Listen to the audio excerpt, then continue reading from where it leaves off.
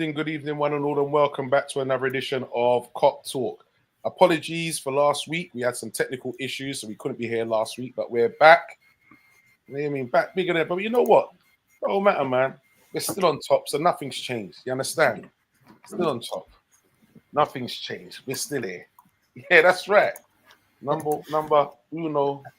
Take your time with it. Yeah, and I see we got some new intro music too. I didn't like that, man. Change the music and didn't even tell me, man. I'm gonna have to have words, man. I'm gonna have to have words with the people at the top. You know what I mean? What's going on? Changing my beats like that. If it was never you'll never walk alone, I wouldn't have minded. You know what I mean? So, good evening, Stoney. How you doing, my brother? I'm good, man. The music sound like we was in a like a spa retreat or something like that. So yeah, that's what it is. Ruin my vibe. I come in here like energized. Got a little weekend away, relaxation weekend music. Yes, man. Doctor, how you doing, bro? Very well, man. A week is a long time in football, but so yeah, all good, all good. I'm telling you.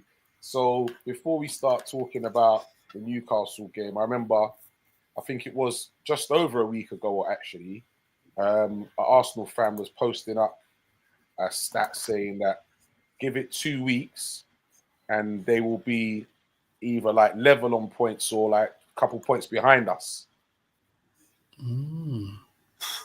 Boy, look. Yeah. Wait, maybe that was in the bloody. Yeah, maybe that was in one of them Marvel bloody flipping bloody. What they call the multiverse, one of them things like that. But yeah, in this version of the universe, you know what? A lot of people was like, yeah, because what they were trying to say basically was our performances weren't convincing, and then obviously we had City and Newcastle upcoming, so they were like, you know what, all right, that's where we're going to really be tested now. So it's like, all right, cool, let's see what really happens. But what they don't realize is when we get them Wednesdays that we also step up our game. You know what I mean? And that's what I see. I think they seem to forget. Understand? Big shouts goes out, VW. Nice to have you on board, sir. VW, man. It says happy days are here. So in saying that, I guess just as we didn't speak about it last week, I thought the Villa performance was blatantly solid. Don't get me wrong. The Villa performance. Yeah. And I felt that you know what it was? I think the actual team played well. We just had a couple of individual errors which I felt undermined what the team done. So if I think about their first goal, the communication between Alisson and Szoboszlai was just ridiculous. Now, Alisson's normally really strong on that. The second one, I'm not quite sure what happened if Trent and Gravenberch. So I feel like it was like individual errors like that, but I feel like our XG was like 3.0. Theirs was like 1.3. I felt, considering the amount of quality that they've got, we actually managed the game quite well. And obviously, yeah, like I guess it was a good thing that we didn't have to show last week. But if our players can't score open goals, then what are you meant to do, right? So like, I'm kind of glad that I actually didn't get to see that game. I was actually out with the family and whatever, so I actually didn't get to see that game. But I just heard all the comments and my phone was going nuts and all the memes about Darwin and this, that, and the other. And I was just like, wow, what did he really do? So was it that bad? It was that bad, bro. Like, so I think what made it even worse was when they posted like what the XG was for it, they put it as like 0.89, which is like higher than a penalty, because like a penalty 7.5. Then they put it down slightly to think like 7.5, so basically the same quality like as a pen, but basically it was an open goal. Like the keeper's not in the goal, and I guess where Szoboszlai's got that ball striking ability, he plays a perfect ball. Like, you know, the ones where it's just rolling crisply, it's not bobbling or bouncing. So all he has to do is just hit the target. The keeper's out of the goal. You don't have to hit corners, or you just got to do is hit the target. And that's what I was saying to the pro Nunes fans, Leggy, Stephen Balogun. I hope you two are watching. Like, the manager's going to be reluctant to play him if he's got no trust in what type of chances he can take. If I create open goals for you, you can't take that. Like, what do I do with this, innit? And then the second one, where there was another one. Bro, the second one was probably, well, it wasn't even worse, but the ball breaks to him. Martinez is rushing out. You've got Salah to the right. You've got Matt just inside. And then he's basically got about 4 options. Either go round the keeper, left or right, kick the ball straight, dink the ball over the keeper, who's about 20 yards outside of the penalty area, or pass to Mo Salah. Now, I'm being fair. I don't expect Darwin to have the spatial awareness and vision to see Salah, see the keeper, see Salah, and quickly think, let me hit that pass. Say it was a Diaz, someone like a bit more technical, I would expect that. But I guess for Darwin, who's a bit more brain dead, that's not what all he had to do was just dink the ball over the goalkeeper. You either dink it or you just go left. But he kicks it against him. Like, I was just like, bro, like, come on, innit? Come on. So, yeah, just had to show just a bit of quality. And that's what it is. You need to show a bit of quality. But anyway, we're not going to talk about Darwin too much. But I just felt... Boy, with what I'm hearing, I think we need to, bro. You know what happens when we talk about them, innit? When we get them, you know what happens, innit? Yeah. Well, look, like we're not playing next week, hat-trick. Yeah. But it was just, yeah... I just felt against that. Just a lack of quality just set us back. But I wasn't concerned. I was frustrated, but I wasn't concerned. Okay. Gonna send a big shout goes out to Demas. I've got to send him a big respect to Demas, like our Arsenal fan, and he's still tuning in. I love that, Demas. Big respect to you, man. And he goes, good evening all. He says, fair play to your team. That's right, man. A true gent, a true scholar, you know what I mean? Big shouts goes out to Creds. Nice one for joining us, bro. Big up, Creds. And don't forget, people, hit that like, that share, and that subscribe, yeah? Vinny says 11 from 15 points from 5 games is brilliant effort considering the level of opponent. It's not bad for real. 11 points from 15. Yeah, that's not bad. Not bad at all. Vinny says it was that bad, and the worst thing is he done an almost identical thing last season from a Salah assist as well. Talking about it was just bad. It was just bad, man. My thing is that he's finding the space, making the runs, but the end product is below par for too long. Vinny goes on to say that Jota missed the sitter as well. Bro, Jota's one was wild, bro, because it's almost like the quality of his effort was so bad. It's almost like he don't realize how good a chance it was because he does a mad like balloon foot, and I think it goes near like the corner flag, and he's basically like 1-on-1. Okay, like it's a slight angle, but for Jota, yeah, you would expect him to at least hit the actual target. But yeah, that Jota, you can allow Jota because you know what he's like. He's capable of him being probably our best finisher. So, well, you know, you can allow that. Let's say that he is. I think his conversion. Yeah, I think his conversion rate is 30%, which is I think our highest conversion rate. So not the normal. But instead, a big shout goes out to Danny G.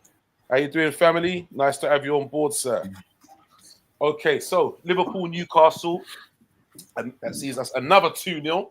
So Man City was 2-0, Newcastle 2-0. These are all big boy hitters, and we're managing to keep clean sheets as well. So we're going good, man. So how did you not feel when you realised that Isak wasn't playing? Do you think that was a big factor? I mean, in a sense, I would say yes. I think it was a big factor for a few reasons. Isak's been in very good form this season. I think he scored a screamer against us in the first game earlier in the season as well, didn't he? So I'm sure he was looking and relishing the opportunity to play against us today. I mean, when we played against Newcastle, for me, what was interesting was I know the next striker then would have been Callum Wilson, and the fact that he hadn't played for such a long period of time, I don't even think he was even on the bench for a lot of their games. So with him starting the last game he played, he played was his first game back. Wow. Okay. Yeah. So I this actually was the thought. second I game actually back, basically. right. I actually thought they was going to play Gordon central because he's played centrally for them a couple times. So I actually thought they was going to play him centrally. So there's two factors for me. Even though I know the other player's been out for a period of time. Jollington, big miss. As I said, he's been out for a period of time, and also not having Isak play. I think those were positive factors for us as well. But yeah, it was a good game of football. I thought what was quite interesting, when we played against City, we almost played like a 4-2-4.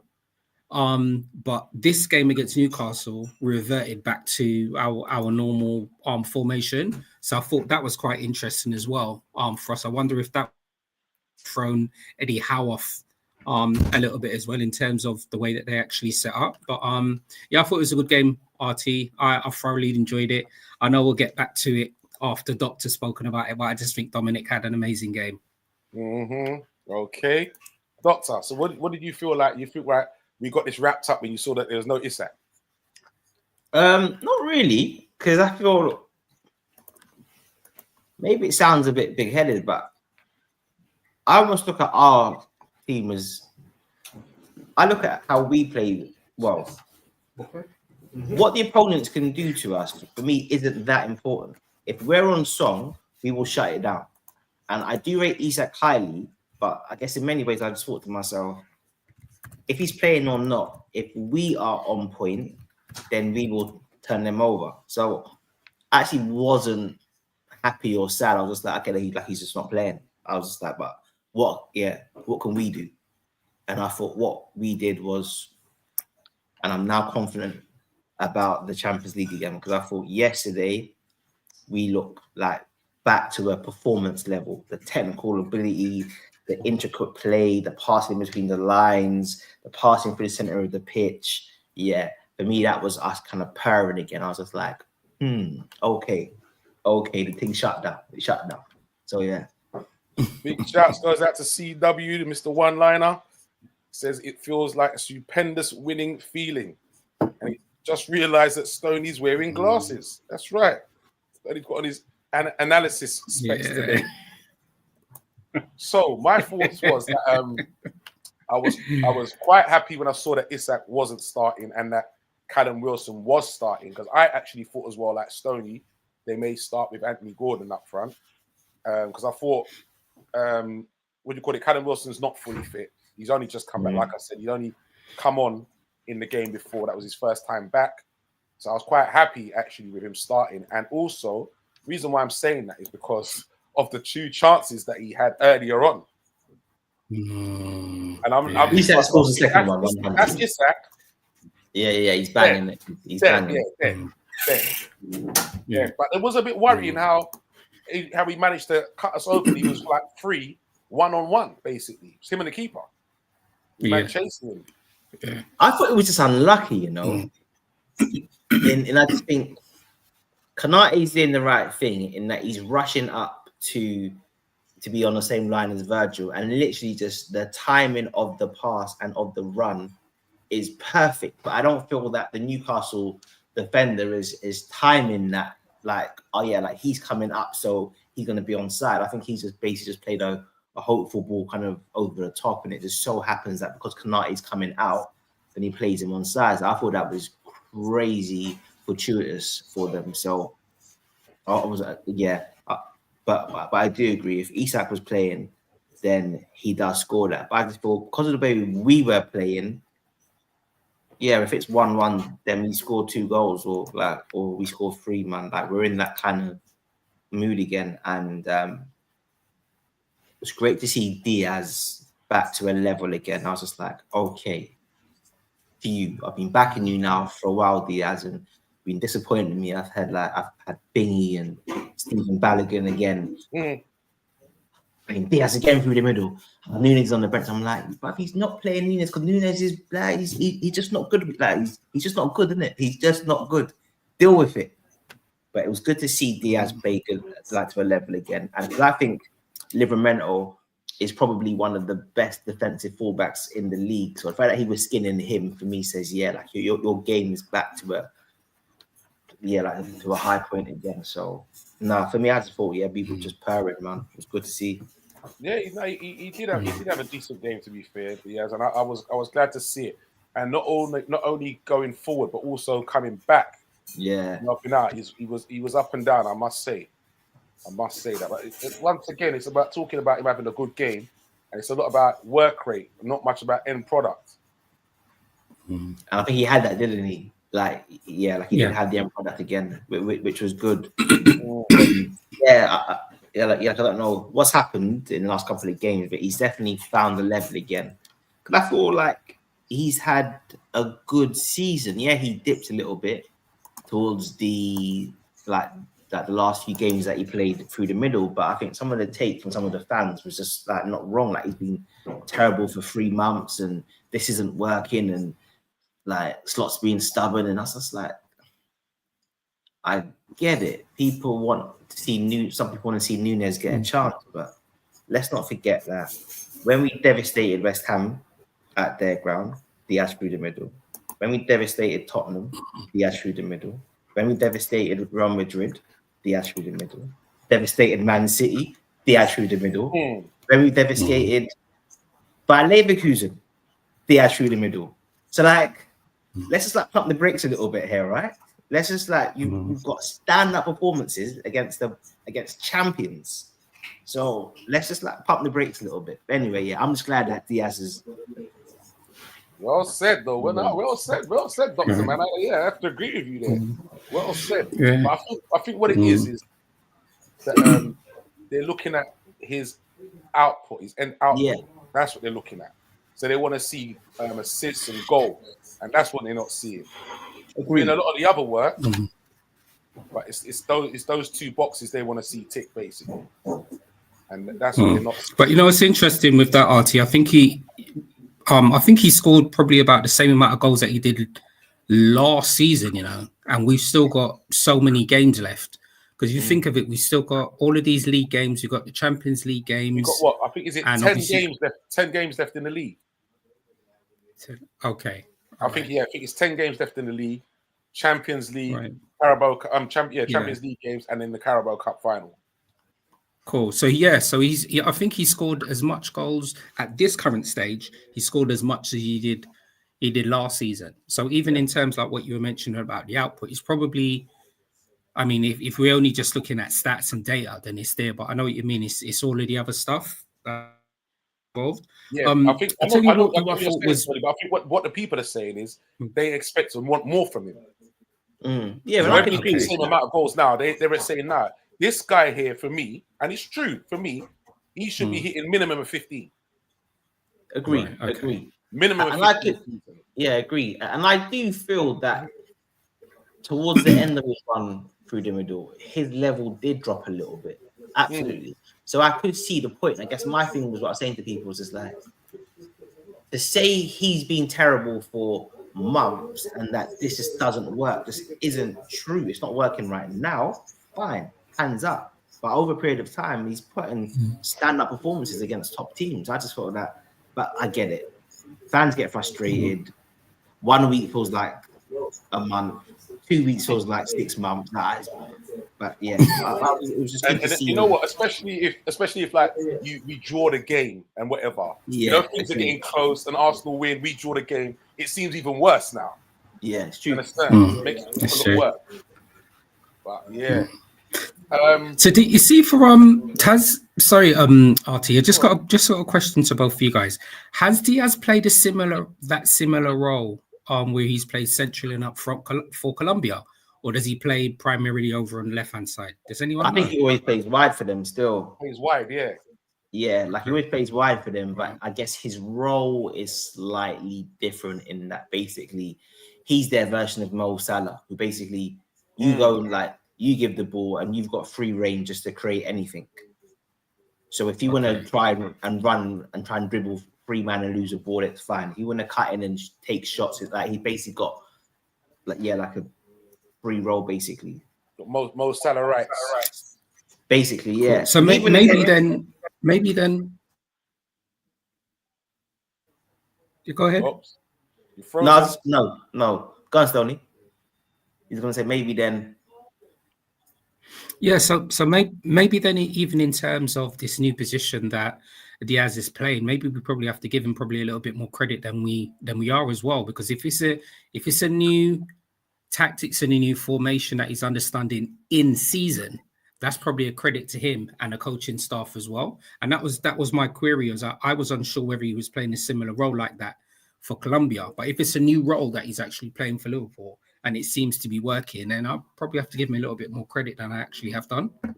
Why does it always go back to Darwin Núñez? I'm really sorry about this. Sorry, everyone who's watching it. I'm so sorry about this. It's Darwin's fault. But my point was this, Stoney, right? Everyone's saying Núñez needs time, right? It's the first point. And in my head, I'm thinking to myself, okay, cool. Diaz is basically learning a new position, and he doesn't need time, but Núñez needs time. First point gone. Second point, you have to conclude that the manager doesn't rate Núñez when he's choosing to make a winger play inside versus the guy who's been playing this position for the last 15 years. So, like, what do you want Slot to do? The man's top of every league. Like, right now, we're in a place where we can't question anything he does.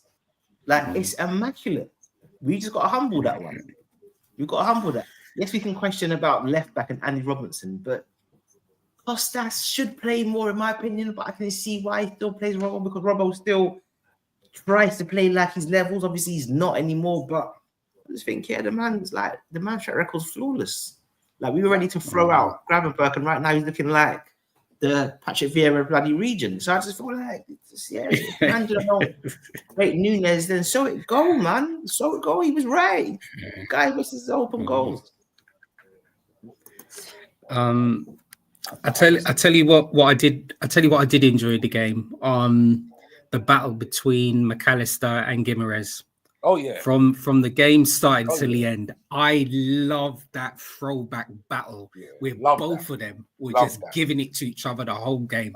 That's the side of football that I actually miss, but it was really nice. Yeah, it's true. Back in the days, you used to have them battles regular between certain teams. Yeah. When you heard certain teams are playing, you just knew that there was going to be a battle between. You don't get that so much now. No, you don't. You don't get that so much. Question to you both and to the pan and to people watching as well. Because rightfully the attention that Grab's got because of how well he's done, no one really kind of expected that. And obviously Dom plays the 10. Has McAllister's season gone under the radar? First point, I guess second point. Does he get just the general ratings that he should? Because someone said to me on Twitter the other day, they was like, I think he's the best midfielder in the league. And I was just like, who is McAllister? Yeah. And instinctively, I was going to go, I don't know about that. And then I thought about it and I was just like, I think that's the point. The fact I'm even questioning that almost makes me feel that I'm underrating him because the guy's absolute mustard. Absolute mustard. Do you know, his performance levels are always high. Consistent. And I like constant 7. Thank you. And I think he's from he's come to the club, he's played at a high standard. And I do agree with you on that, Doctor. It's almost as if to say, well, we already know what this is going to do, so we'll just focus on everybody else. And I'm not saying that we take everything for granted, but he just glues everything in there. For me, he can almost do everything in midfield, and he just does it in such a humble way. And I think that's what I really like about him. I'm so happy that he got his goal as well. So happy that he's got his goal as well. Lovely finish, but yeah, it's almost. You're right. He's like he's just playing underneath the radar, man. What a player this guy is! World Cup winner, man. What you said, it's like he has gone under the radar, man. It's like because of Gravenberch going into this new position and doing so well, it's like everyone's forgotten about him. To be honest, and I feel like, as Stoney said, I think he is the glue when he doesn't play. I thought I noticed our midfield feel a bit more disjointed than any of the others. Like for me, it's almost like he's like the key one in terms of making it function and flow. But I just think, yeah, It's what that a experienced head, I think. And you know what? Playing at the highest level, winning like World Cup winner and that playing at the highest level, I think he just knows where to be, what to do when you get the ball. Do you understand? He's just got it. He's got the nous. the way he protects it. And I feel like where he doesn't get enough credit is he does difficult things in games. It's not like anything he does is safe.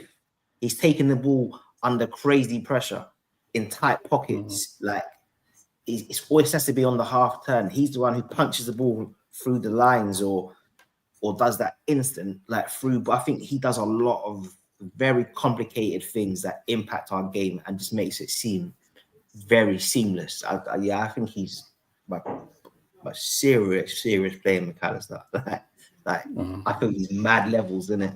Like I feel like if Real Madrid came knocking down, like we'd have problems, in it. I think he's I think he's elite. No, he definitely is. CW says that our performance versus Newcastle was relaxed and a comfortable performance. And then Creds goes on to say that PSG in trouble if we're playing like we did last night.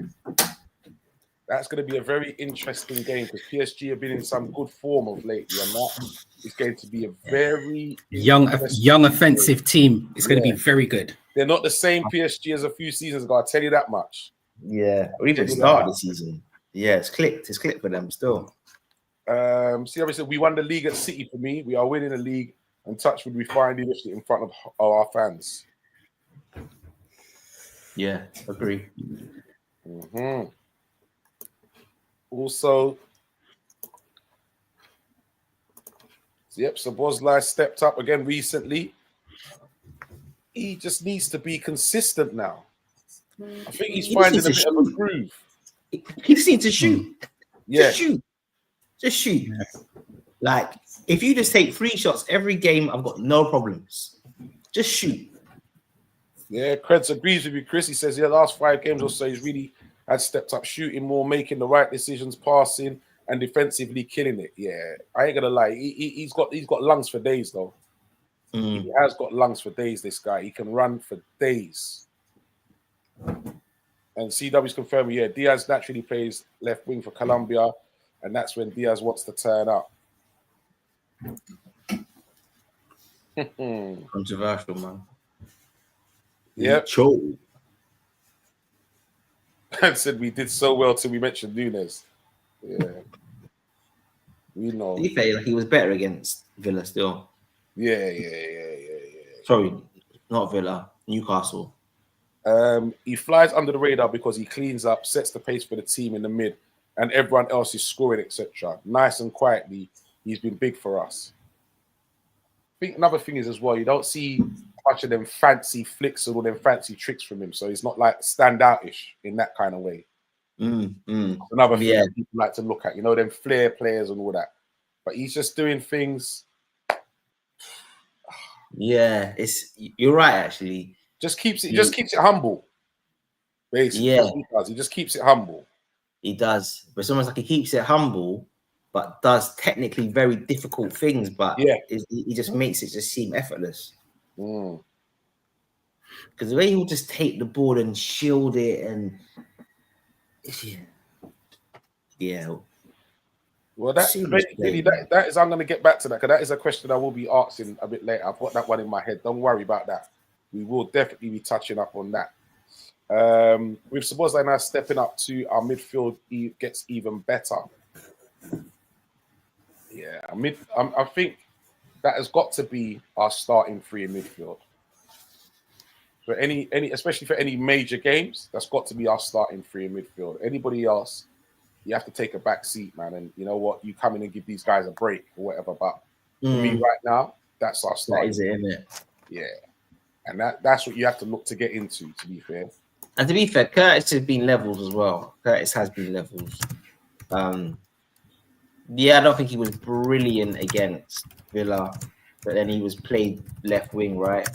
And then against City, then he had to play like in that double 10 position. But I think he's been good. And I think the good thing of Curtis is, that if he's coming in for one of them, like the level's comparable, and it's not like there's a massive drop off. So, but it's all good at the moment, man. It's good to see Dom basically showing that he's got quality. Because that was what I was frustrated with. I was just like, bro, you're so much better than what you're showing in it. Yeah. So show your quality. Show your quality. Like, take shots, take chances. Like, be 40 yards out and Mo's on the run and just say, you know what, I'm lashing it, because you can lash it. Let's lash it. Yeah. 100%. 100%. There's even a couple yesterday when I see he looked like he was going to do it and then he still passed the ball off. And I'm like, hit it. Yeah, just go. Hit it. Just go in it. Yeah, man. Just clark the ball, man. But it's all good, man. It's all good. It's coming together. And I think he's going to grow into that now. Do you understand? And Yeah. say, yeah, you know what? It's going to happen, man. It's going to happen. So, talking about our midfield, is that where you believe the game was won? Because coming up against Guimaraes and Tonali, two quality ballers, I have to say I rate Tonali. I think, yeah, midfield was obviously important. If I'm being honest, the way I was talking about McAllister, for different reasons, I do think Joe Linton is, in many ways, the glue of them. Well, I don't know if glue is the right word, but is a key component to their midfield just because of his physicality and his aggression and on what he does. I feel like the three of them together, I feel is a match for anyone, in it. Like the balance of that three is a match for anyone. I'd say including ours as well. I'd still would take ours over that, but I think, yeah, if he plays, then they do just have a different dynamic. And maybe it's the whole him being from South America and the rep that those players have, because it's like this guy can foul with impunity. He can just foul and nothing's happening. Man can kick you up. Oh yeah, but he's a flair man. Yeah, I don't get it. He just doesn't get carded at all. He's a mad hatchet man, but just fouls away. And that's what we're saying. Failed striker with physical attributes who works hard, but is now an adult midfielder. That could have been Darwin. If he's playing 4-4-3, what he does, you can see Nunes doing that. Oh, man, doing that in midfield, obviously, like for slot. Nah. He ain't got them skills to play in that position for me. Nunes. Slowly on dial up this week again. Yeah, I don't know. Trust me. To sort that out, mate. Trust me. See, early days I know, but in the summer we need 2 new attackers unless we promote from within. Because let's be real, without Salah, season would be different. Agreed. Stoney, you all right there, mate? Man's better moving from up to down. Isn't it? Stoney, you with us? Keeps buffering. Connections buffering. Okay. Don't worry, man. The force is with you, man. Yeah, man. There you go. Don't worry, man. We got you. Can you hear me? Yeah, we can hear you. Man. We can hear you. No worries, man. We got you, man. We got you. Don't worry, bro. Don't worry. Yes. So,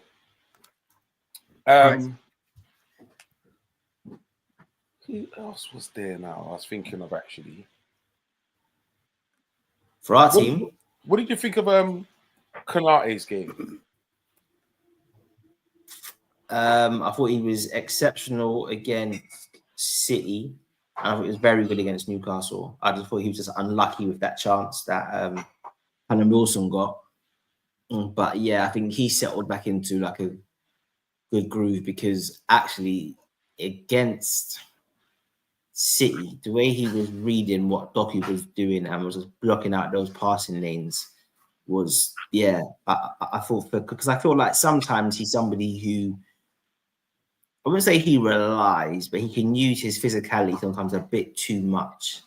Whereas I think the way he was just reading the game, because let's be honest, Trent, who I've got, I rate Trent highly, but Doku was taking you for ham sandwich, bro. That was ridiculous. That was roasted cashew nuts, oven roasted pistachio.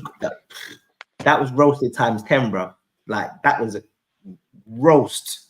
I couldn't believe I was watching, and every time roast as well. Yeah. That it was violent. It was violent. It's a good thing. It's good for the end product. I'm telling you. And the worst thing is, would have been peak. Trent was trying as well. I can't say even like Trent weren't trying. He was just getting roasted. I was like, nah, Trent, come on, bro. I can't be having this. Yeah, it was peak. It was peak for him. Stoney, you come back in some mad sharp HD. Now you come back like 4K. The difference is, I've come back on my phone now, man. It looks 4K, bro. I've had to come back on my phone. I don't know what the connection was happening with the laptop there. I have to apologize for that, man. But I'm back now anyway. You're looking 5 years younger still, though. Like fresh face thing, bro. The pixels are working, mate. Okay, so Bingy says, I think we play to most strengths more than anyone else. As much as I don't want him gone, but it will force them to give other players a chance to be the main guy. Ooh, Bingy. Do you know my only concern with that is I think some of the other players currently, the forward lines, have the opportunity to be that guy. I think you mentioned earlier about goal output. Our issue is going to be if Mo does move on, the drop off in goal output is going to be immense. It is going to be immense. That's, I think, my only reservation about the transition if he does go. Yeah, no, I fully agree. And that's exactly what I was going to say. I was going to say, yeah, it might give someone else the other chance to step up, but are they going to have the same output as Mo? And that's what we have to look at. Are they going to have the same output as Mo? I don't think so somehow. I don't think so. I wouldn't be concerned if are they going to be as consistent as Mo? I'm talking about season after season. Nah. This ain't no one-hit wonder here, you know. This guy's been doing this season after season. Yeah, because I feel if Mo was to go, just I guess to explore Bingy's thoughts, I think where Slot's just a 4-star general, right? In that the Breg can coach multiple different patterns of play, and he can make multiple people to star in it. Because start of the season, the number 9 was getting a few more chances. That switched up to Mo. So as Bingy said, so Mo is now the focal point of our attack. But Slot's previous clubs, it's been all about, say, the number 9. So he definitely can create a system that where like the number 9 is the main goal scorer. For that to happen, we would obviously need to sign a right winger, I'd say, to replace Mo's creativity. And then we then need to sign a number 9 to then score the goal. So I think we can get that in the market, absolutely. But I think if you've got somebody who's really doing that for you, then I think you just keep them in play, innit? Especially like that for one more season. For me personally, I just think you give Mo a 2-year contract, and then if he drops off next season, then you sell him like in a year's time to Saudi and get about £50 million for him. Done. That's brilliant business sense to me, mate. 100%. That's exactly what I would do. I ain't letting him go for love nor money right now. Yeah. Trust me. Yeah, because the guy. And what's interesting is you see Morgan now. The guy's a little rascal, you know, because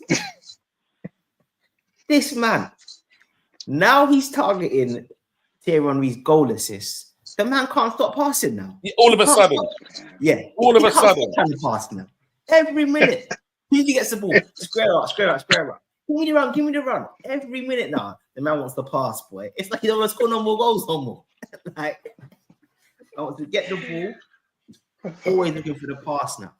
It's like, yeah, you can see this man just wants to break records in it. So yeah, he definitely wants that goal scoring assist. But I said, yeah, see, Mo, you're a little rascal, because I'll tell you what, that assist for McAllister. Yeah. It's naughty. No, but listen, the one he gave to Diaz as well, with the outside of the boot. Yeah. Naughty. It's naughty. Yeah, that was naughty. I think naughty, with the McAllister one, why I particularly liked it is because he's played the ball so late. He's done his little like jockeying and his shimmying, which is just made the defender not expect anything. And the way he just flicked the ball to Matt, I was just like, nah, Mo's moving like some kind of general right now. Like, but you also know, you know what's so nice about it, like you were saying, Doctor, now he has started passing more. It's now putting even more doubt in the opposition mind, Because whereas before there were certain positions where we were thinking, listen, Olmo's going to shoot.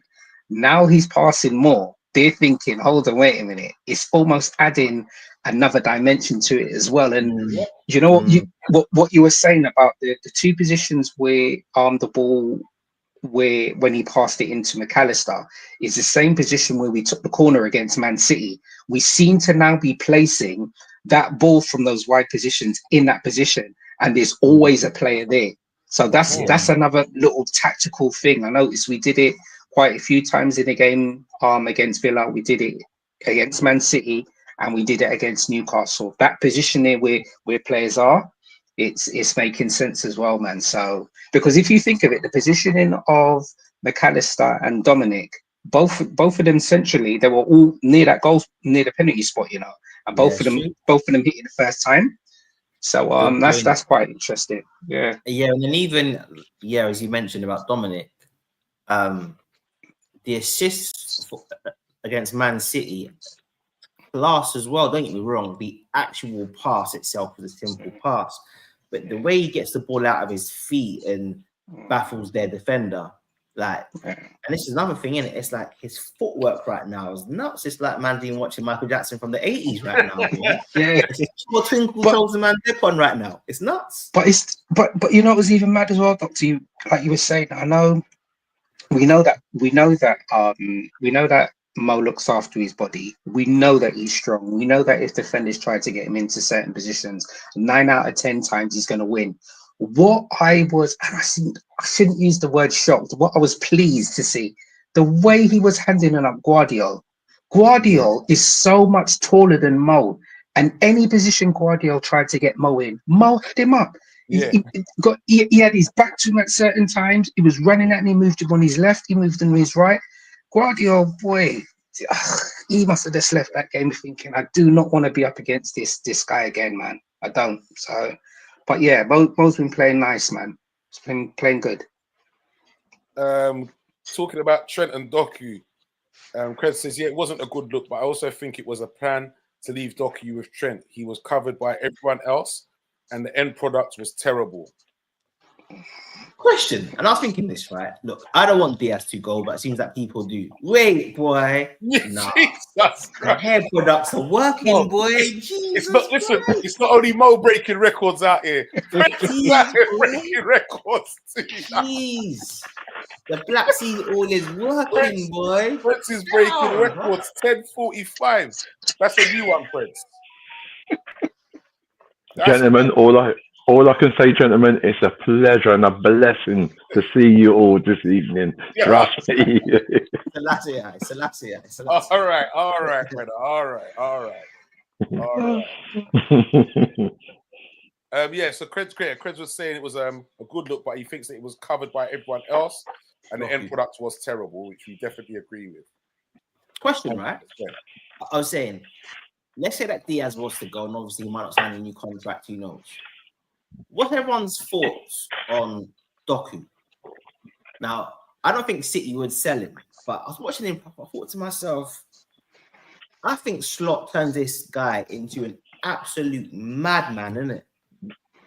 Absolute madman, because his ability just to take it, shift, go, and be controlled is nuts, isn't it? But I just think Pep's thing's so controlled that you have to take it and then you do this. I think under Slot, I think this guy could be. I think he could be, because everyone was after that game. Everyone was absolutely roasting him, which I think unfairly. I think it's just the one thing he needs to work on. And what I think that what they also missed was in that game there was no Haaland. Who would be in the middle for some of them balls that he wanted to put in. They never had, when you looked at it, there was nobody there. No. They tried to play folded up. They haven't got another natural number 9. So I do think some of that was quite harsh. And then you look at who did they play the other day, and then he put one on the plate for Savinho. Did you see that? Savinho hit the ball into the ground, it went over. I think it was Spurs. Spurs. Yeah. Because this is the point I was watching it, right? I was watching it and I thought to myself, every time you went past Trent, obviously the end product wasn't there, but I didn't watch the game and think to myself, he was meant to have done that and he made the wrong decision. I always just felt like there were just no options for him to actually pass to, personally. It wasn't like he was doing stupid things. I just felt like we just literally had closed off the spaces. But yeah. Yeah, but if you look at that, actually, that's quite funny you say that, because when Dooku was getting the best of him, of Trent, he was literally like had him on toast. Oh yeah. But then do you notice that it wasn't a case of any spaces? It was a case that then in-game management, fair play to Slot, he's then changed it, and every time that Dooku got the ball, there was always an outside man. Yeah. Mm-hmm. Yes. It was always either Szoboszlai was there or it was Gravenberch. Yeah, so Trent could just marshal him to like that outside. Yeah. Yeah, and that situation happened because Dooku was getting the ball going. No frills, no spills, just went. He burst Trent about two times, I think. And by the third time, that's when you notice the extra midfielder was coming over to give him that insurance. Because Dooku was facing up, and all of a sudden now he's got two people to come. So then he had to then check back and pass the ball back. And that's stunted. Yeah, and I feel like because we were so good and we managed them so well, and they weren't creating any chances, it almost minimized what Doku was doing to Trent because it wasn't leading to anything, right? But actually, if you just take those isolated interactions, like I thought that was devastating, and that's one of the most dominant wing performances I've seen 1v1. He was killing him when Trent tried to engage him higher up the field, inside, outside. I was like, Trent, bro. Anytime Doku got the ball, I was just like, here we go again. I was like, Trent, here we go again. And right, Trent is not the quickest, but anytime Doku that's it, man. That's it, bro. You're roasted. Yeah, it was nuts, bro. Because there was one of these montages on Twitter, and I was just like, ooh. Like certain moves I actually forgot in it because I was just focused on them actually creating chances, and I just felt quite calm. But yeah, me personally, I think obviously it's not going to happen. But I think if Slot got his hands on Doku, I think it's problems. I hear that. Yeah. Trent needs to. You see, when you get players like that, Trent needs to revert to old school football. You know what I mean? You need to take a yellow, man, and slow him down. Well, I mean, that's something that Conor Bradley would have done, though. I think Conor Bradley would have just. I know they're two different type. Have some of this. Two different type players. Yeah, I'm not having you run past me all day, mate. Have some of this and slow down a bit. You know what I mean? Because it's like aggressive, isn't it?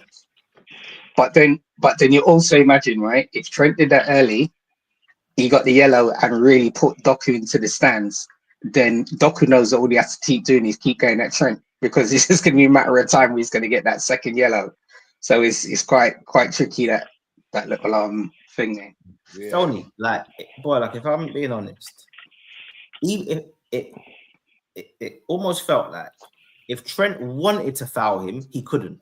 Like he couldn't get near to him to do anything. Like it was poor Trent. Actually, because the thing with Trent in that game was he actually was trying. In my head, I could see Leggy typing, and this guy wants 400k. I was like, you can't be asking 400k, and you're getting roasted up like that.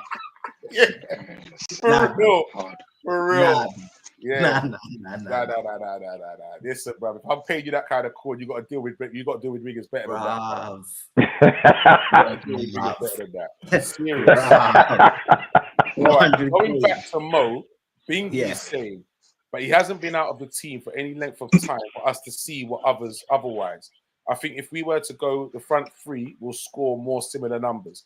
So Preds, Bingy was talking about if Mo was to go, he reckons that then because we play to Mo's strengths, basically saying if Mo was to go, then it gives someone else another a chance to step up. We were saying that if Mo goes, then we don't get the same output in goal wise. Bingy's saying that we've not really seen it like that because Mo's not really been out of the team. What do you think?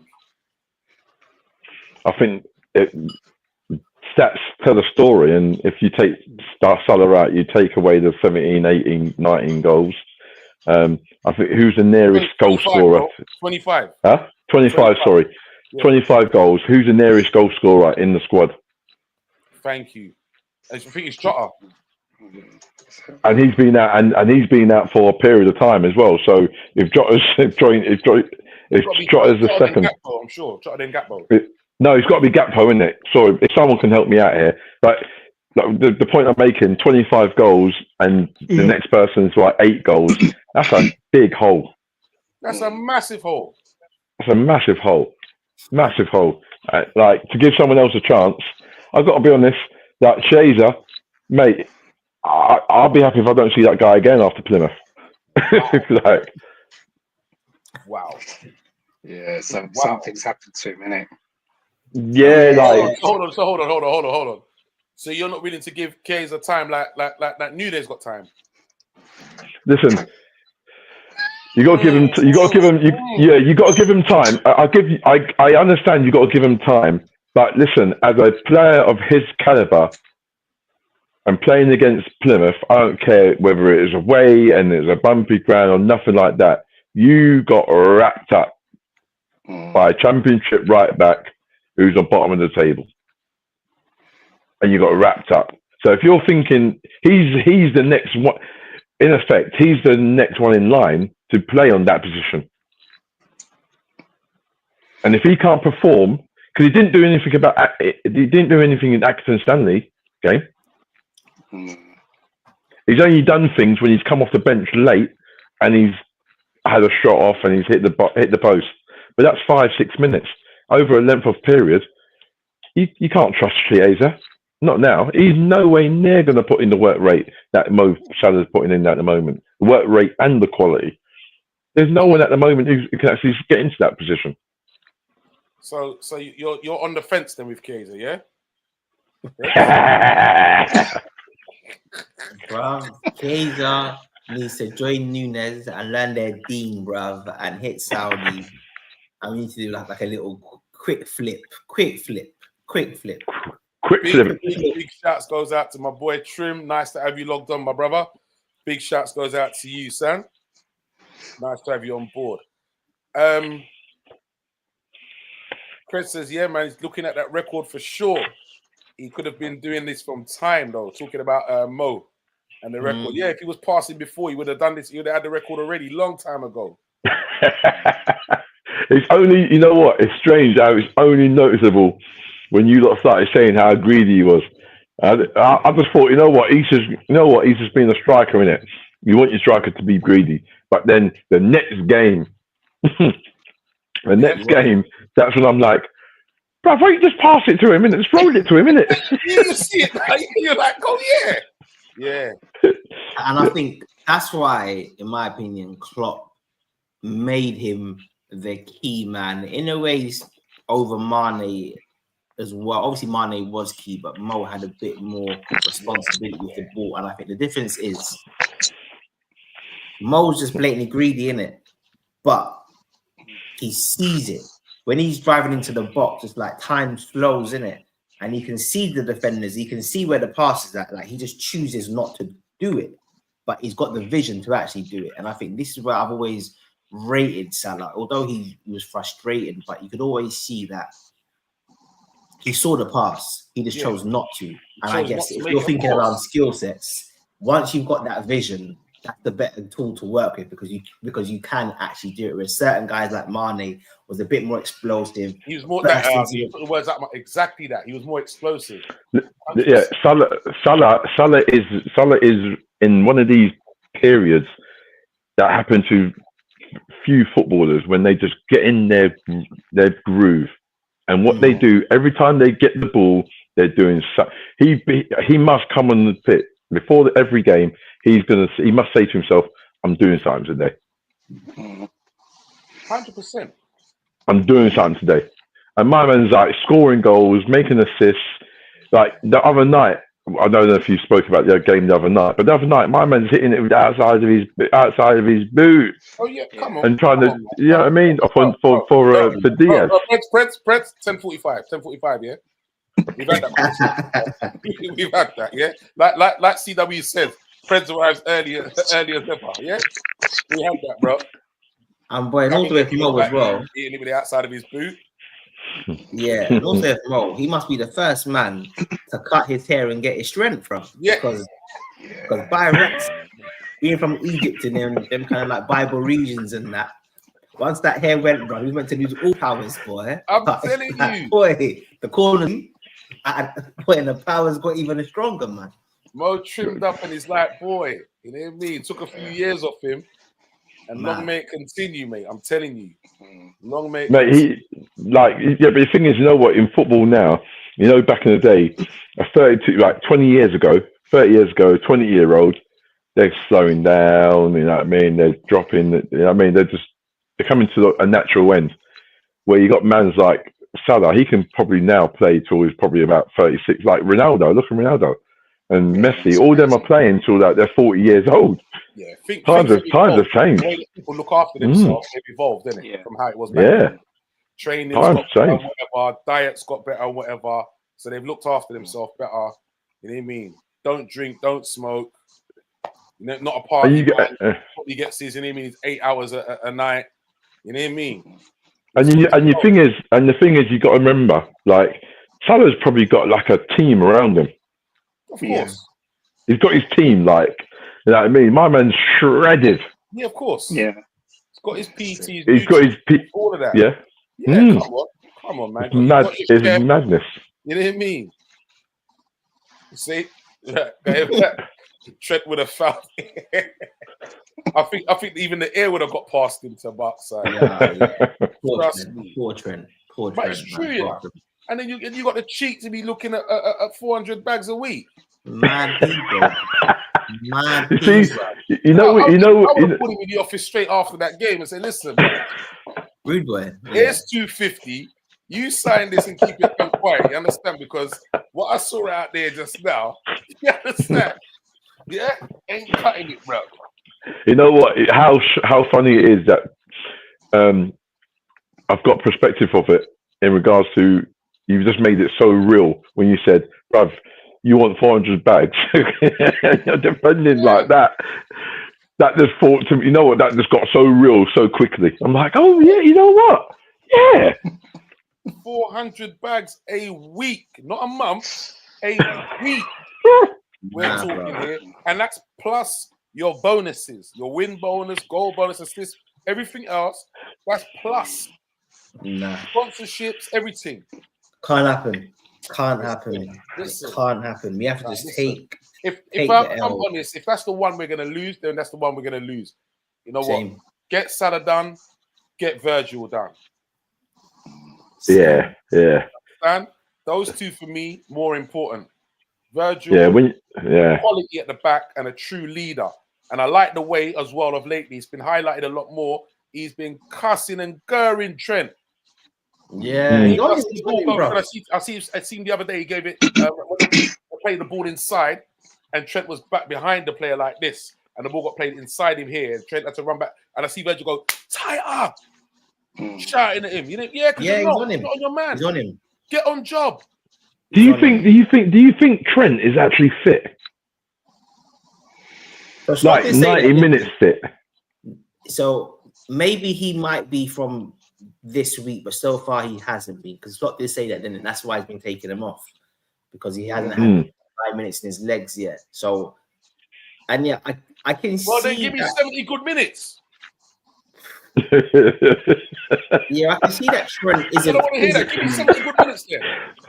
He's not easy, you know. I'll tell you. I don't want to hear that. No, man, has to be done, because realistically, 400k a week, right? Okay.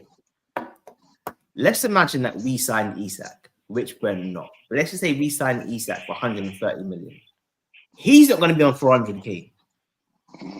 So that's our 130 million record signing. Why are we not signing Isak? Because I think with his injury record, I think the club would be like, it's too big a gamble, personally. And the injury record isn't bad, but I just think if you're spending 130 on someone, you got to be able to play 90% of the minutes, man. Can I throw something in there? It may be to do with the medical. It may be to do with the medical team at Newcastle, because you see, part of the team that Slot's brought in with him. He's one of the guy that does all of the data analysis and physiotherapy and rehab. This guy is serious.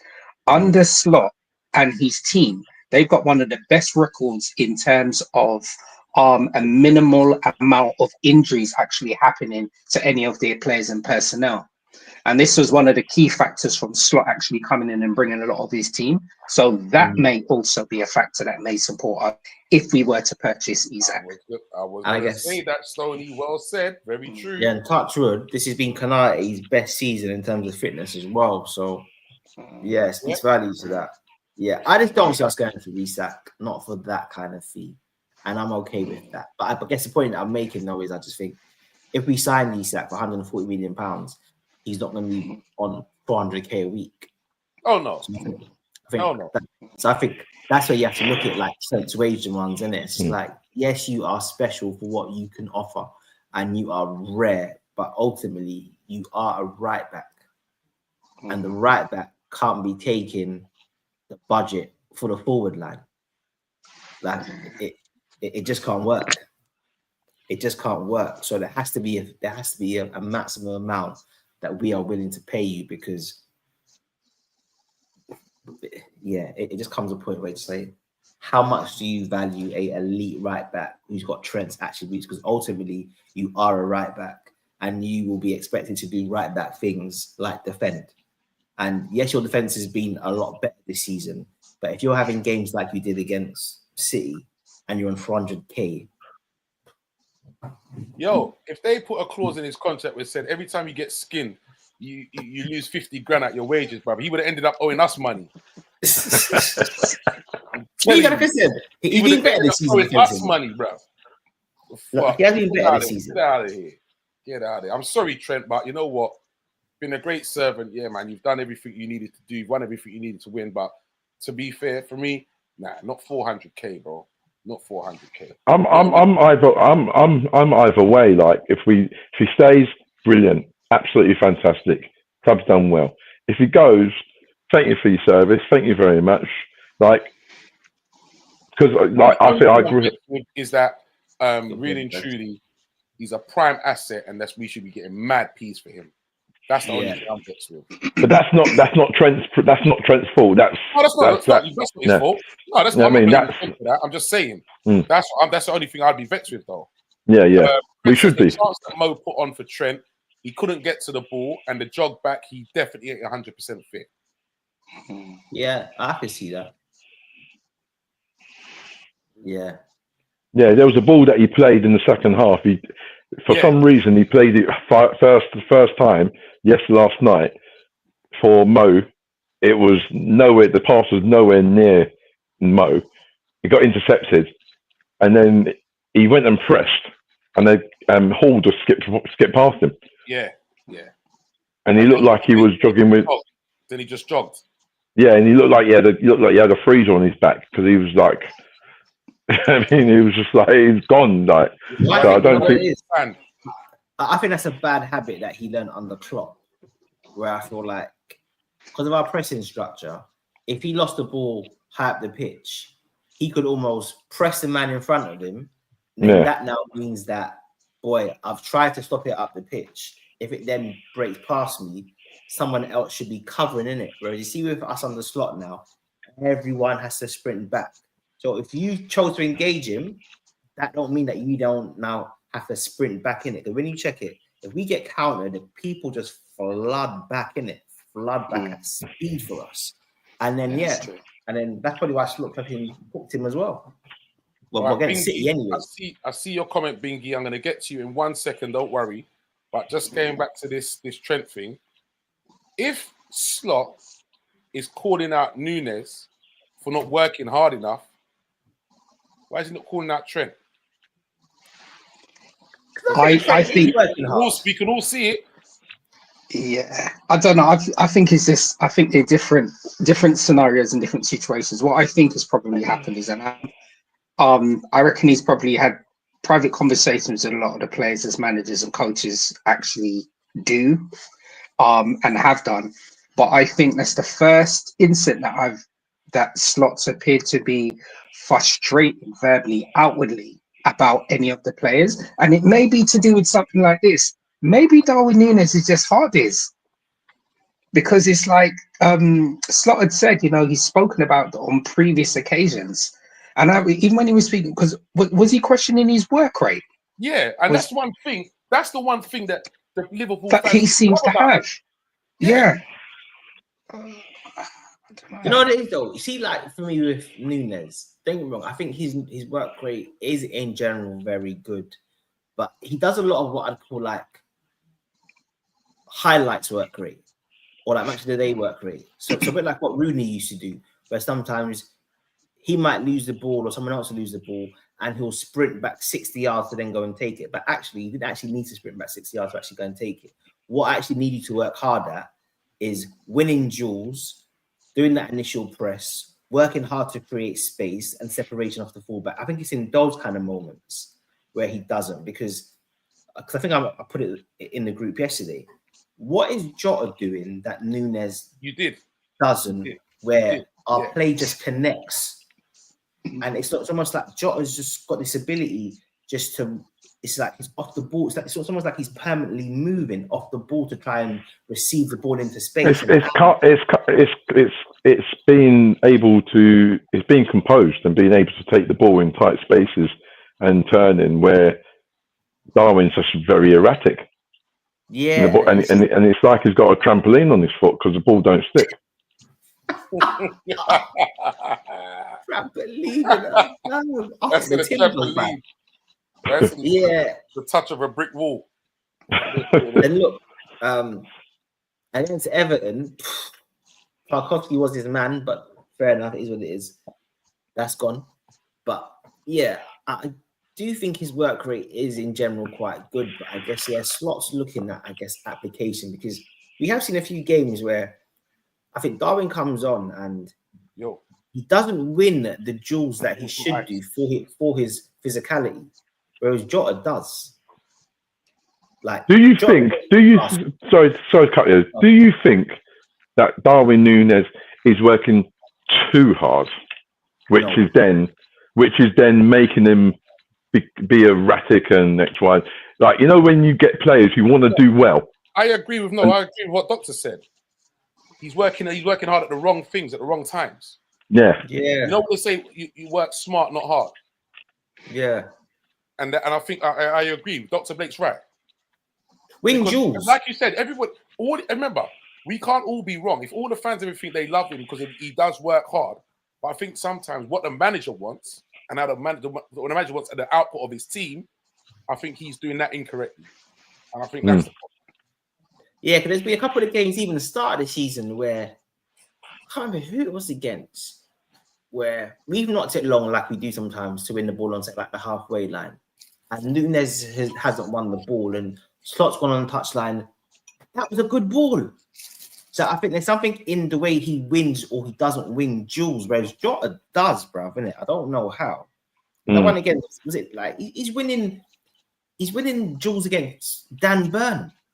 And yes, we are playing the ball to chest, but you'll see it. Like, like there was a time when he had the ball and then he could have countered because he held the guy up and then he spun and then he went to running behind and then the referee blew it back.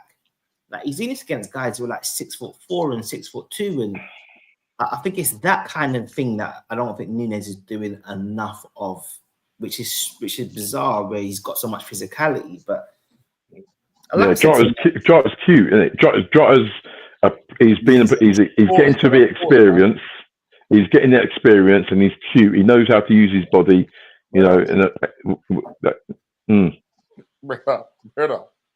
you've been warned. Pause, yeah.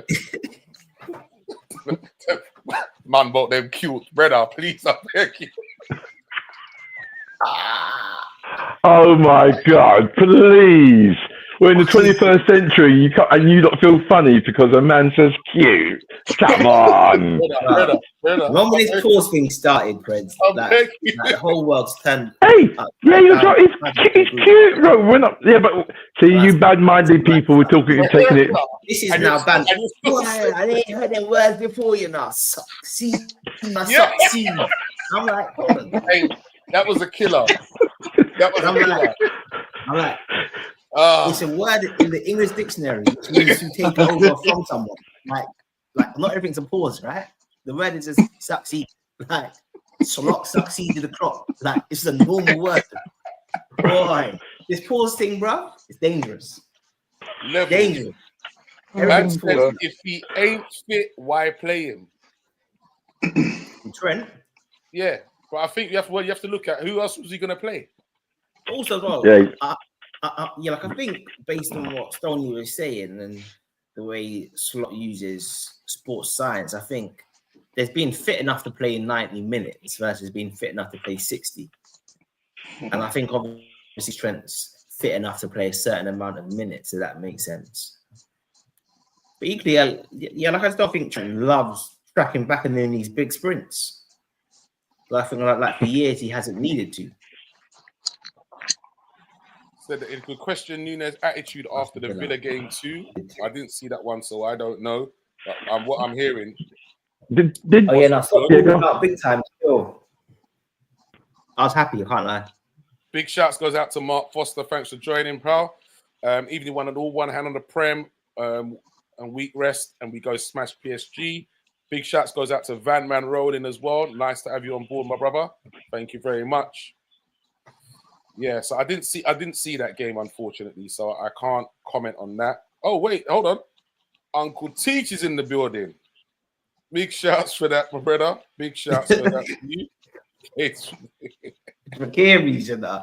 Jesus Christ. What I'm talking about.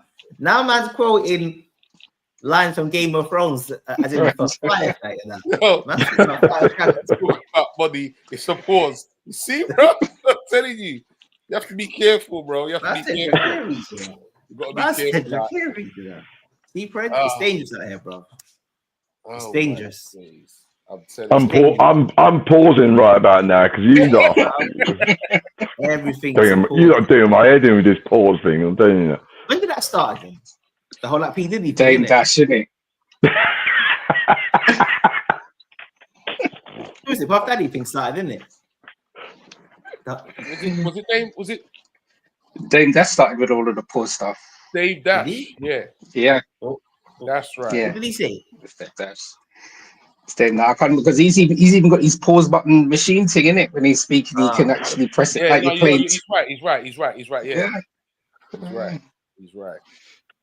Okay, so man of the match for Liverpool Newcastle. The boss life. Yeah, snap. I agree with you on that, Breds. Dominic. I was happy for him, man. Doctor looks deep in thought. Yeah. Go on, jump on the bandwagon. Why not? Come on. I'm not talking about anyone's body now. Doctor was going to say Diaz. He was going to say Diaz. Diaz was good, man. He had a good game as well.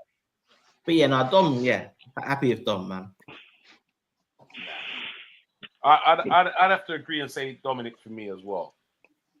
Definitely. Because the guy. Are we? All right. So 2 clean sheets against 2 big teams. Are we putting that out to us being that good, or that both teams have had their number 9s out? No, do you know the reason I say that? Because their number 9s don't play in defense. Yeah. And you can only beat the players that's in front of you. Simple as that. If they didn't have their number 9s, it's their business. And more so if you think of it, RT, even that, right? I'm thinking that's such a good question. Hold on. Earlier on, sorry, Stoney, right? Preds missed this. When we spoke about being happy that Isak wasn't starting, and then we realised that the chances that fell to Callum Wilson, if Isak was on, he would have scored. Then obviously we wouldn't have had a clean sheets. Yeah, but hindsight is a wonderful thing, isn't it? I mean, And also, if buts and maybes, isn't it? even if we throw that question back to the Man City game, then right, and we were speaking about the chances and the chances and opportunities as an example that Doku was attempting to create on the left hand side, right? It's not really our fault that Slot and the players, then we changed our tactical approach to almost nullify him over there. They just spent half the earth just buying Mamouche, even though he's just settling in. Did he just score a hat trick? So for me, that's all about Pep as well. You know, I know they played the I think they ended up playing Foden up front in it instead of Mamouche for that game. So that's 2 clean sheets against 2 teams that are capable of scoring goals. Man City won their previous game. I know that it was Haaland that scored that game, but Man City's they got a squad, big enough squad. They're obviously trying to push for the Premiership as well, and Newcastle are capable of scoring goals as well. So I think that those clean sheets are a credit down to us. Yeah, absolutely. Yeah, because if you think about it, Newcastle didn't have a shot on target. No, they didn't. Oh, okay. That's what I'm saying. Because Callum Wilson had them. That's why he put them wide. I think Isak scored that one. But I mean, one was offside. Yeah, one was offside. Yeah, and the other one where he tried thingy, but like keeper. Yeah. Terrible miss. Isak scores that. When I saw it go over the keeper, I was just like this. I was like, "Fuck!" Because he put it over the keeper. Then I saw it go wide. I was like, "Oh my gosh!" As soon as it touched his foot, I knew where it was going, boy. I was like, wow. Terrible. But you know what? Terrible, and it's all good for us anyway. Oh, yeah, of course. Of course. By the way, did you... Stoney says, pause. Only play what's in front of us. Can worry about other squads' lineups. Very true. And then Chris goes on to say, if my aunt had X, Y, and Z, she'd be my uncle. Is that a good point? Which is a good point. My man says that low-key Diaz was cooking. Yeah, he was, man. Yeah, he was. I just think Liverpool are on a different level to the rest of the league, says Mark Foster. Our basic level has risen under Slot this season. I believe there's only been 1 or 2 below par performances. Agreed, still. Yeah, but we had those. Yeah, even those performances that haven't been very good, we haven't lost. What? Sorry, we haven't lost. We haven't lost. We haven't lost a game. Like, you know, we've lost 1 game all season. There's games that we've not played particularly well performance-wise, but we've still managed to get the result. We've lost 2. We've lost fucking Forest and Plymouth. Well, one league game. Yeah, Plymouth was a blessing, man. I'm telling you. We've had injuries to put. That we haven't had injuries to bed. Allison, Trent, Kanate, Jota were out for weeks and a month.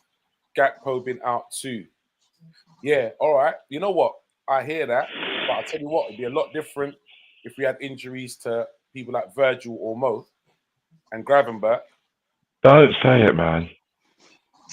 Giving commentators curse and all that. We don't need to be tested. I want a healthy, strong squad. I don't need for us to have any injuries for us to see whether we've got any result or anything like that.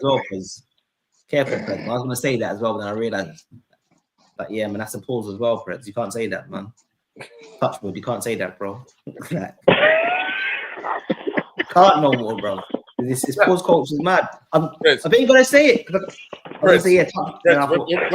When we done, you stay on it. We're gonna, me and Doctor's going to walk you through the rules. Yeah, bro. We're going to walk you through the rules of this thing, bro. Trust me. Touchwood's gone, bro. Man says, speaking on the Plymouth game, the bench man can't complain about minutes. You had your chance for more games and minutes and failed the mission. That's what Preds did say. So true. Speaking of minutes, right? I saw this stat that said that Harvey has played 35 minutes in the league this calendar year. 35 minutes. Is that all? Mad, bro. Who's that? Sorry. Harvey Elliott. 35 minutes, boy. You see this guy's slot. If he's not for you, bro, you're basically done. Because But all right, listen, I'm not gonna say he's just not for him, but someone else was pointing out that actually Slot is known for having his core 15, 16 players. Yeah, maybe. Even before he came to us, I'm talking about. Yeah. But then we saw Szoboszlai literally like collapse at full time against Man City. So like I definitely feel, and especially when you factor in that he's played the four midfielders, right? So other than Endo, like Elliott would be then the other the other player to come on, but I think Slot obviously rates, if I say that, but I think he rates him. But I think obviously Harvey's lacking something that Slot feels that he should have because 35 minutes. You got to think this guy was basically a first team regular for the last 2 seasons. And he was performing though. Before he got those injuries, he was actually performing. Yeah, he was assisting and he was scoring goals. Yeah, I just think it's a ironic kind of period where he was playing really, really well, got injured, and when he got injured, Gavin Birch, Szoboszlai, and Mac 10 were then gelling, and then you've got Curtis Jones, who's in and out, but things don't really change when they rotate, and you've got Endo, who's now been known as the closer. You know what I mean? So he closes the game. So for Harvey Elliott, I don't think it's got anything to do with his ability, or it's just simply he's got people in front of him who have been performing consistently, and they've created a midfield unit. I agree. Strong enough to play midfield week in, week out. Yeah, I think it's Harvey's lack of legs, personally. Elliott out the door in the summer. He's Uncle Teach says he's slow. Yeah, he's playing. He is still. But where would you play Harvey Elliott? If Harvey Elliott was in, you're going to put him in the side. Where are you going to play? 10. Yeah, you're like where Don plays. When you think about it, pre-season, he played well in pre-season. Played 10, right? One thing I give him, he could definitely find that slot, that ball, find that pass. I can't knock him for that. If you got a striker like a Isak would be getting fed regular. With him so now once you said that, now look at the model at the moment that Slot wants as a 10. Does Harvey Elliott fit that bill? No, he can't do the work rate, innit? He hasn't got the work rate, and like Batman said, maybe he's not strong enough, and Teach says he's too slow, whereas Dominic is covering mad ground. Yeah, that's actually I'm sorry, no, his work rate's fine. It's his lack of just, I guess, athleticism. Like he just can't close the yard because 35 minutes. He moves like he's in reverse.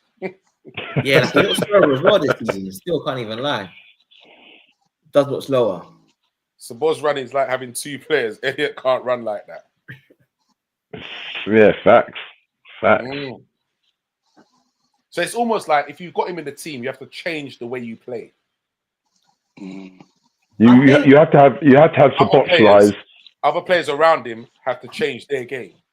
Elliott, for Elliott to play, you would need a couple of Szoboszlais next to him. Yes. You know what I mean? And either side of him.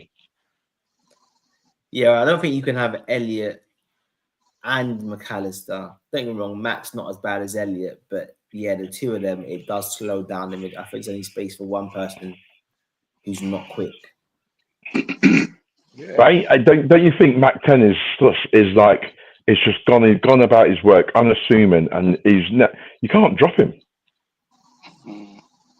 Bro, where was you when we had this conversation, bro? I thought it was that same thing. Great minds, though. Great minds. Because deja vu here, mate. Yeah, but listen. If you flip it, you can see the spirit within us. I know.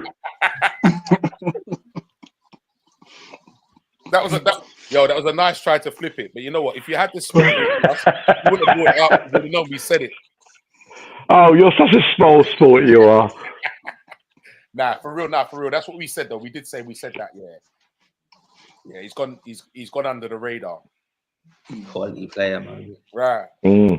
We said leave Mac 10 out of this. When we said that was you, Doctor.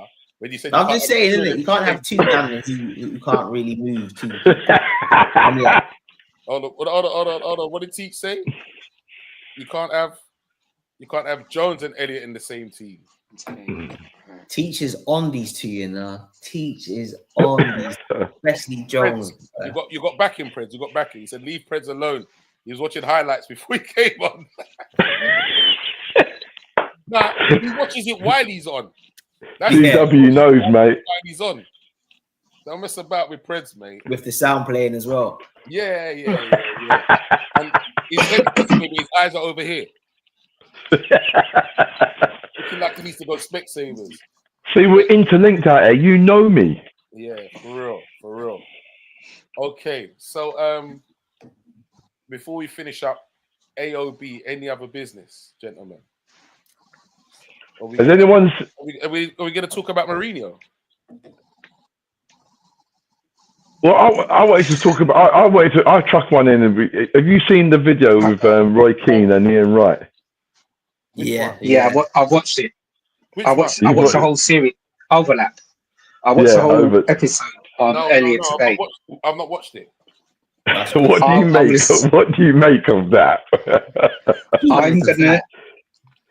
I'm gonna when we finish Archie, I'm gonna share the link in the group. Please. I think that Roy Keane had a valid point, and what he was basically speaking about captaincy and how they actually see whether he sees Bruno being an effective captain at Manchester United. Right, he had his viewpoints, which was fine because he was basically saying you can have different type captains. And Roy Keane was basically saying you should only really have your captain should have certain leadership skills, and Bruno has none of those. But it was the ferocity of the conversation between both of them. And you know what? Roy Keane was speaking like he was not on TV. That's what I liked about it. His face. Yeah. Do you know what, bro? It's his face. Yeah. He was serious. Enraged, isn't it? Yeah. He meant it when he said Bruno was he has no captain qualities at all. But yeah, it was a very, very, very good boy. Yeah. If you put it on mute and you just watch Keane's face, you could think him and Wright were having a proper argument about something mad, isn't it? Yeah. Wright just having a heated argument. Send me that link, bro. I'm watching that tomorrow. Whereas Keane, I'm off work tomorrow. Arguing about someone's gal, innit? Right, yeah, no. I'm off tomorrow. I'm watching that tomorrow. I need to watch that now. Yeah, 100%. I'm going to say about the whole... Bandman's brought up a good one as well. John Obi Mikel got involved in this as well. About Carragher saying that the AFCON is a nothing tournament, and Carragher, Obi Mikel quite rightly told him to do one in the nicest possible way. But then if you see it, it's escalated where Rio Ferdinand's now saying, put a message out on IG. Carragher's now replied back saying, "Why are you getting basically saying you're doing all this for show?" And X, Y, and Z, and it's like now it's just escalating. Now it's like everyone's just against Carragher at the moment because it's like, bruv, you can't go on live TV and say that the AFCON is insignificant. Exactly. And he also went on to mention about Salah won't get Ballon d'Or because he's African. Yeah. So personally, I'll give my 10 pence quickly. I don't disagree with the point that Carragher was making on the basis that playing for Egypt doesn't help Salah win the Ballon d'Or, and that Egypt aren't going to win the World Cup. And I agree with the point that AFCON isn't. Hold on. Sorry to cut you there. Messi won the Ballon d'Or how many times? Argentina only won the World Cup how many times while he was playing? Once. Yeah. So, but no. He was winning the Ballon d'Or though. Yeah, but I think he's making the point about basically it has to be for what he does for Liverpool because he doesn't have the international team to win major tournaments. And I think the point almost is like if he wins the AFCON, that's not rated the same way as say the Euros would be weighted. Now, if you agree, so I do agree with that personal point. I think the way he expressed that was mad bigoted, but I do think AFCON isn't rated as high as other tournaments. And I think there is multiple reasons for that. One, it could be because it's played during the season and everyone just wants to get their players back and people are still watching their domestic leagues. If it was played in the summer, maybe it's played a bit too often. In that it's played every 2 years rather than every 4 years. But my own personal bugbear of fitness, where I do like that Rio Ferdinand did kind of speak up about it. But like for me, I just feel like, but what are you doing about it? Like, as a black person, are you identifying as African? Are you seeing AFCON as your tournament? Are you making yourself free to then do the AFCON footage like what you do like for the Euros? Same with Ian Wright. Are you helping to raise up the standards of the actual tournament, or are you basically just giving lip service when Carragher's actually just said something that he shouldn't have said? So my thing is, are you helping to raise it up? The second point is, well, the other point would be, there's too many people of African origin playing for European countries. So yeah, if Kanate and the Mbappes and the Van Dijks and all these guys were playing for their African country of heritage, then I think automatically the caliber of the tournament raises up. But then equally, I just feel like if we're not backing it ourselves, like I said in it, if Rio Ferdinand, if you're not on, if it's ITV4 when it's on it, if you guys aren't in the stadium, because I've seen Rio Ferdinand out in Saudi Arabia when they got like them boxing fights on. If you're not in the ground yourself when AFCON's being played as like a guest on these kinds of things, and I just feel, what are we doing to raise it up? So if someone like Carragher is disparaging something that you yourself aren't doing enough to rate, then I just feel like it's a bit of lip service. And Batman Rolling says, facts, doctor. CW says, to win the Ballon d'Or, criteria be from Spain or play in the Spanish League, basically that. Champions League. Thanks for listening. Somebody else asked that the other day, you know. Is Mo Salah now finally going to win the Ballon d'Or? So anything's possible, man. I think he needs to be in the conversation. I would say you need to be in the conversation. And the thing is, you know, like going back to what you were saying as well before, winning the Ballon d'Or sometimes, and this is moving away from anything what Jamie Carragher is saying, all right? Winning the Ballon d'Or is not necessarily what you've done for your national team. Sometimes it's based on what you do for your domestic team. And I'm only giving an example here, right? So the only other African, well, there's only been one African player that's won it before, and it's George Weah. And so a lot of that performances would have been what he did for his domestic team, not what he was able to do for his national team. So I still believe that he could definitely be in the reckoning, because if you look at the players globally, and I'm not saying I've got a database of all of the players who's ripping it up in the leagues, but if we're thinking it, Mo, I would definitely say needs to be in the conversation. He has been consistent. Absolutely. I think Mo was unlucky when he first started, he was performing like that. He was against Ronaldo and Messi. Yeah, two of the best players on the planet that the planet has ever seen. You know what? It's a big ask.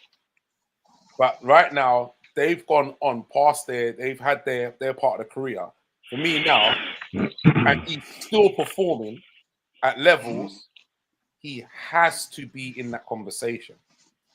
So I think this is might take it if Real Madrid. So I almost feel that it shouldn't be the way that whoever wins the Champions League basically wins it. I think if Real Madrid win the no, that's not true. I think if Real Madrid win the Champions League and Mbappe starts just killing teams the rest of it, I think he'll probably win it. Equally, if he doesn't, and we do well, we get to the final and we win the Prem, then I think Mo will probably win it. But I just think, the Champions League basically is like whoever wins like Champions League tends to win it, right? And right now, Mbappe's cooking, bro. Because what he did to Man City was mad. Like, poof. And I think, he's not the guy who he played when Bradley aggied him up in it. Like his levels is back up. So I probably think it's out of them too. But Mo should get it though. Very, very true. Salah needs to have a 70 to 80 goal season and Champions League to score a hat-trick in the final to win it. Chris makes a good point. It's a player award, not a team award. Should be on players' performances for the whole year. Let's be real. Messi and CR7 won the Ballon d'Or when their teams won nothing. So it's popularity contest too. Yeah, but if you think about it, I think Messi's won it, even though he's won it. But even though Argentina didn't win it, they've won the Copa America. Cristiano CR9 or CR7, sorry, he won it when Real Madrid was winning the Real, done the triple with the Champions League. He also performed well when Portugal won the Euros. So they've done. It's all about performances, and I think just going back quickly to what Carragher said, I think Carragher's comments and the way he said it kind of signifies the bias on how the winner of the Ballon d'Or is picked, and it just shows that the bias that people think towards a player or players if they come from a certain continent or X, Y, and Z. Like, why should that matter? Like, this is as they say, football is universal. It's a universal game. And if a player, if a player is knocking, pause. Don't. You can say pause. Knocking us. Depends on what the person knocking to. Yeah.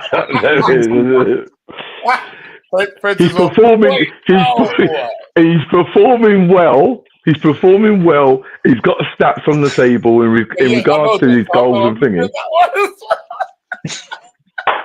I don't know, Prince. I don't know. Let me save you here, Prince. Go on, what? Were they right to give Rodri the Ballon d'Or over Vinicius? No, I don't think they were right to give. I think Vinicius should have won it. Because? I think because overall in that footballing year, he was performing in regards to scoring goals. His performances, I think, were better than Rodri's. Rodri's performance is not. I'm not saying that to devalue Rodri's performance. I just think over a year, I think that Vinny shaved it in respect of his performances for Real Madrid over footballing year. Stoney. Simple. That's such a good question as well, because if you think of it with Rodri, he ended up winning the treble. And then I know things are only in hindsight, right? Things are only in hindsight. Look what's happened to Man City without Rodri this season. That once again shows how much of an important player he actually was to the team and how they actually functioned. Last season either. Yeah, last season. True.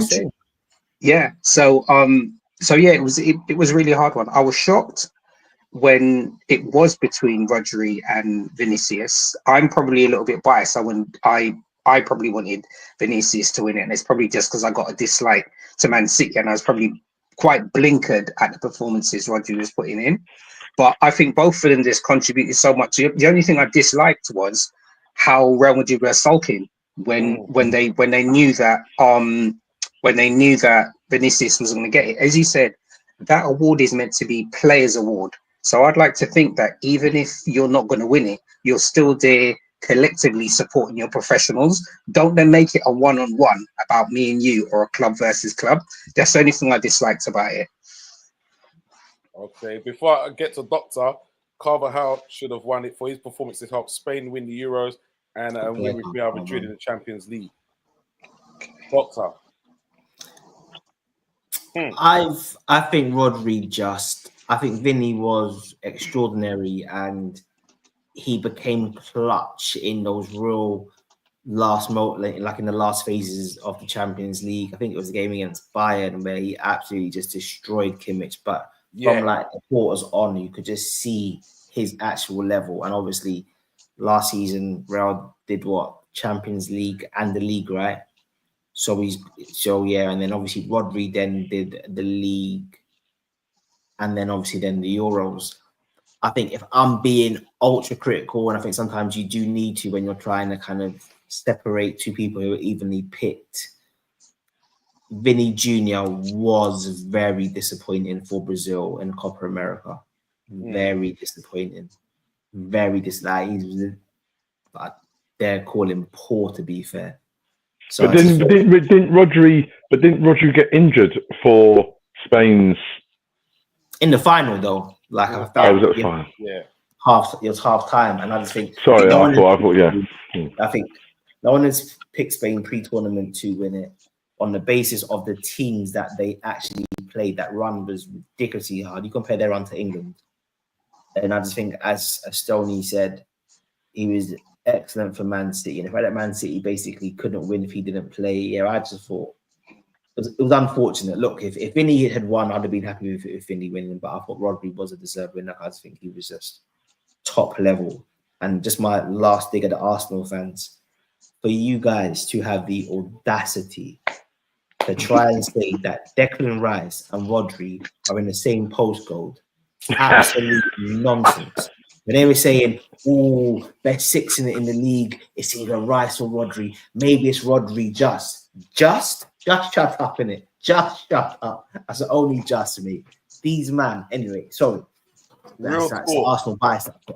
But yeah, some of the chats I was hearing last season, Rice or Rodri for player of the year. I'm not quite sure. No. Rice is closer to a man like I can't even think of a man. Rice is closest to Endo than he is to Rodri. Wow. Oh. Wow. That's a big bar. That's a big bar, bro. Big bar. He is. Bar. So, Van Man, I did see that comment, but you know what? I'm going to have to leave that one there. I can't trouble that one there. Worstly, unfortunately, not on this show. Okay. Before we go, two quick predictions. So PSG, and then our next league game is it Southampton? Yes. Yeah, we got a show. Yeah, we got a show. PSG and Southampton. What's the predictions, gentlemen? Where's the PSG game? The first game's away. They're playing there. 1-1. I think 1-1 PSG. 1-1 against PSG, and with Southampton a win, 3-0. Yeah, I'd say a draw in Paris. Southampton's next week Saturday though, so we don't need to do that now. Oh yeah. They Southampton's getting clarted though, as far as I'm concerned. They're getting clarted. Are we home? Is that home or away? I don't care. We're at home. We're at home against Southampton. Yeah, they're getting clarted, bro. 3-0. So yeah, I'm copying Prez 1-1 or 3-0. See, I nearly said I'm with Prez, but you see this whole pause culture. Well done. Stoney never gets a prediction right. No, never. You know what? Both of the Paris Saint-Germains, we've been in both games 2-0. Both games. Yeah, man. Both games will be 2-0. Darwin's gonna shut us up or shut me up. Fuck's side. I'll do this. Okay. Jay's just going to come on and hit one top bag. In the warm-up? Yeah. Gabe ain't seeing no pitch against PSG. No pitch. Last comment before we go. Let's see. So much stuff for Vinicius. I honestly don't get it. He's decent at best. Very fortunate with players he's playing around. People getting excited about his skills. Maybe he should go on talent show for that. I'm a big fan of Vinny. I can't lie. I think he. You know what? Yeah, with Vinny, you know what? He didn't he go to Madrid quite young? Yeah. Yeah. You know, he went to Madrid quite young, and I think it's just a case of just watching him, like, obviously grow and his growth as a player from when he was a youngster. It's just quite interesting to see. And careful, like, I'm talking about trying to watch man grow now, Fred. Like, careful, bro. Listen, Careful. like, listen, on that note, careful, Fred, bro. Careful, bro. Cops up. These are too Thank much, you very you know. much, bro. Stoney, my brother. It has been an absolute blast. Friends, the part-timer. Deuces to you, bro. Deuces to you as well. It's been a blast, my people. I tell you, we could continue this conversation for hours on end. I'm telling you. That's why, people, you need to tell a friend, share, subscribe, like. We'll be back next week with more of the same.